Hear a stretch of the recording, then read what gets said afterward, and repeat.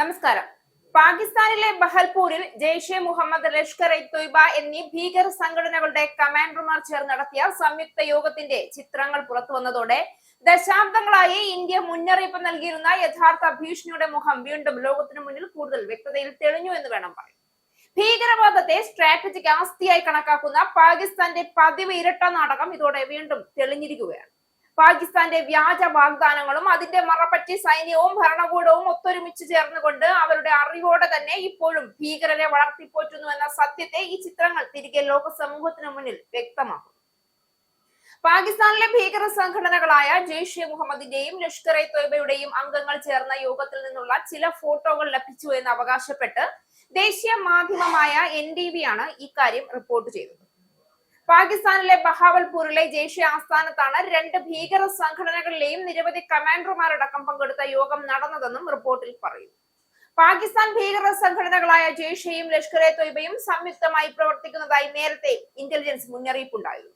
ഇത് ശരിവെക്കുന്ന ചിത്രങ്ങളാണ് പുറത്തു വന്നിരിക്കുന്നതെന്നും NDTVയുടെ റിപ്പോർട്ടിലുണ്ട്.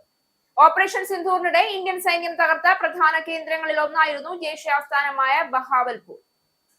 ഇവിടെ വെച്ചാണ് ജെയ്ഷെ ലഷ്കർ അംഗങ്ങളുടെ വലിയ യോഗം നടന്നതെന്നാണ് report. Lashkar deputy chief Saifullah Kasuri Jaish കമാൻഡർക്കൊപ്പമുള്ള ചിത്രങ്ങളടക്കം പുറത്തു വന്നിട്ടുണ്ടെന്നും NDTV റിപ്പോർട്ട് ചെയ്തു. ഓപ്പറേഷൻ സിന്ധൂറിൽ ഇന്ത്യൻ സേനകൾ തകർത്തു തരിപ്പണമാക്കിയ പല ഭീകര കേന്ദ്രങ്ങളും പാകിസ്ഥാനിൽ പുനർനിർമ്മിക്കുന്നതായി നേരത്തെ വിവരങ്ങളുണ്ടായിരുന്നു.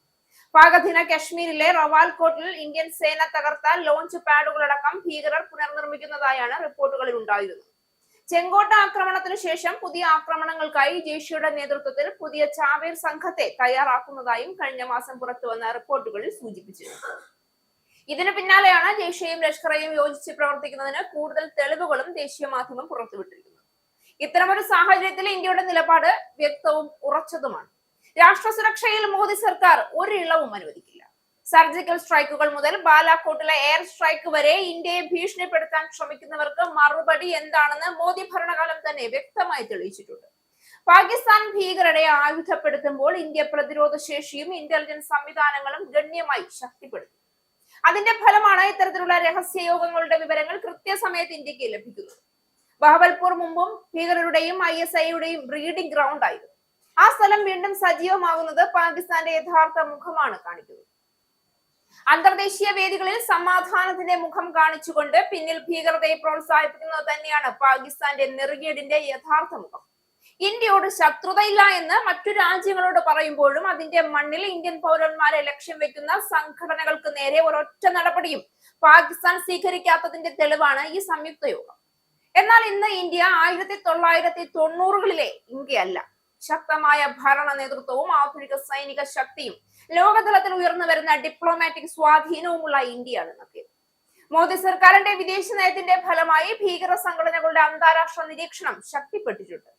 ഫിനാൻഷ്യൽ ആക്ഷൻ ടാസ്ക് ഫോഴ്സിൽ പാകിസ്ഥാനെ ഗ്രേ ലിസ്റ്റിൽ തള്ളിയതും അതിന്റെ ഉദാഹരണമാണ്.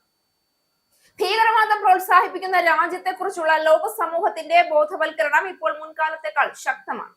പാകിസ്ഥാൻ ഭീകരരെ കൂട്ടിവെച്ച് ശബ്ദമുയർത്തുമെന്ന് കരുതുന്നുവെങ്കിൽ ഇന്ത്യ പ്രായോഗിക നടപടികളിലൂടെ മറുപടി നൽകുമെന്ന് അവർക്ക് വ്യക്തമായി അറിയാം. അതാണ് മോദി സർക്കാരിന്റെ സമീപനം. സംഘർഷം തേടുന്നില്ല ഇന്ത്യ, പക്ഷേ രാഷ്ട്ര സുരക്ഷയ്ക്കെതിരെ വരുന്ന വെല്ലുവിളികൾക്ക് ഒരു ഇഞ്ച് പോലും പിൻവാങ്ങി നിൽക്കുകയുമില്ല. ബഹവൽപൂരിലെ യോഗം ഇന്ത്യക്ക് ഒരു മുന്നറിയിപ്പല്ല, പാകിസ്ഥാൻ ഒരു ഓർമ്മപ്പെടുത്തലാണ്. ഇന്ന് ഇന്ത്യ ജാഗരൂകരാണ്, ശക്തമാണ് എന്ന്. ഇന്ത്യ ഉണർന്നിരിക്കുന്നു. ഭീകരരെ വളർത്തുന്ന ഏതൊരു നീക്കവും ഇന്ത്യയുടെ കരുത്തിനെ തകർക്കില്ല, മറിച്ച് ഇന്ത്യയുടെ സുരക്ഷാ ഭിത്തി ഇന്ത്യ കൂടുതൽ ഉറപ്പിക്കുകയാണ് ചെയ്യുന്നത്. ഇന്ത്യയുടെ താല്പര്യങ്ങളും അതിന്റെ ജനങ്ങളുടെ സുരക്ഷയും സംരക്ഷിക്കാൻ ഈ സർക്കാർ സദാ സജ്ജമാണ്. പാകിസ്ഥാന്റെ ഇരട്ട നാടകങ്ങളെ നിഷ്കരുണമായി വെളിപ്പെടുത്തുകയും ഉറച്ച നടപടികൾ തുടരുകയും ചെയ്യാനുള്ള സന്നദ്ധതയോടെ